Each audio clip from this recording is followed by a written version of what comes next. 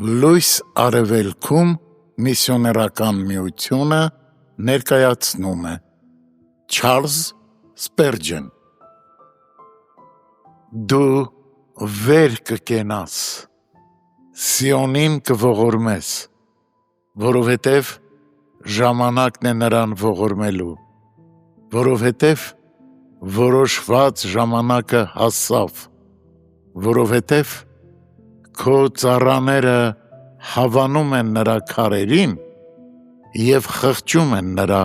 փոշուն։ Սաղմոս 102:13-14 Նեղության մեջ հայտնված եսասեր մարդուն չափազանց դժվար է մխիթարել,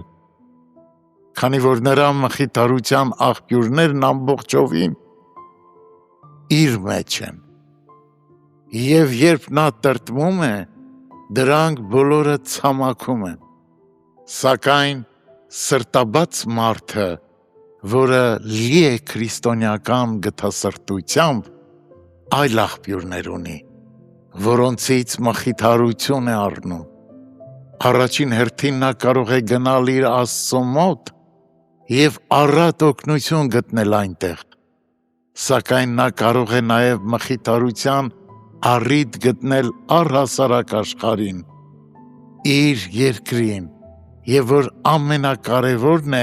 եկեղեցուն վերաբերող հարցերում։ Դավիթն այս սաղմոսում ծայրաստիճան տրտմած է։ Նա գրում է. «Ես ավերակների բվի պես եղա, անքուն մնացի և նման եղա կտուրի վրա միայնակ ծտի»։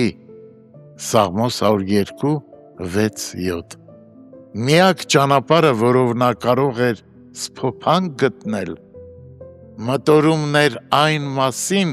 որ Աստված վեր կկենա և Սիոնին կողորմի։ Չնայած նա տխուր էր, սակայն Սիոնը բարգավաճելու էր,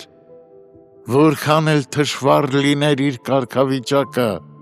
Սիոնը ծաղկունք էր ապրելու։ Սիրելի քրիստոնյա,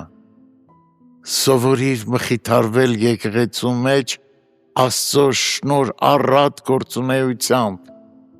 Միթե այն, ինչ այդքան թանկ է քո Տիրոջ համար, չպետք է ամեն բանից ավելի թանկ լինի նաև քեզ համար։ Հետո ինչ որ քո ճանապարհը խավար է, միթե սիրտդ չի կարող հրճվել խաչի հաղթանակներով և դրա ճշմարտության հռչակմամբ։ Մեր սեփական դժվարությունները մոռացության են մատնվում, երբ մենք նայում ենք ոչ միայն թե ինչ է Աստված արել և անում Սիոնի համար, այլ թե ինչ փառավոր գործեր է նա դեռ անելու իր եկեղեցու համար։ Փորձիր այս բաղադրատոմսը, ով հավատացյալ, երբ էլ որ սիրտը տխուր լինի և հոգիդ ծանրացած։ Մոռացիր ինքդ քեզ ու քո փոքրիկ մտահոգությունները և փնտրիր Սիոնի բարօրությունն ու բարգավաճումը։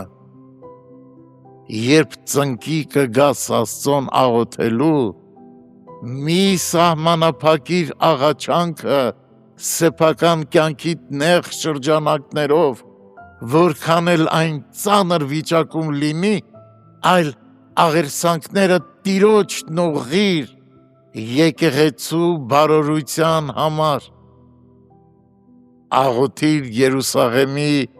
խաղաղության համար և հոգիդ